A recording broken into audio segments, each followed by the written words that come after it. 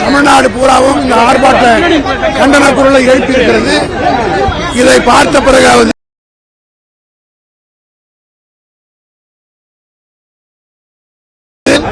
அவரை ராஜினாமா செய்துவிட்டு போவது அவருக்கு நல்லது.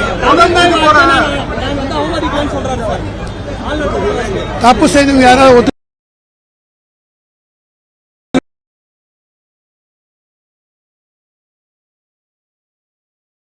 இல்லையா என்பதை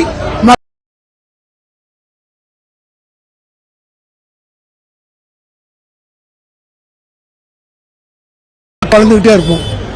எங்களுக்கு இவரால் எந்த விதமான எங்களை அழிச்சிட முடியாது. யார் யாரோ முயற்சி பண்ணாங்க, முடியல. ஒரு கவர்னரால் திமுகவை அடக்கிவிட முடியும் என்றால் நிச்சயமாக அப்படி ஒரு முயற்சியில் யாராவது கருதுவார்கள். அது வந்து முட்டாள்தனமானது.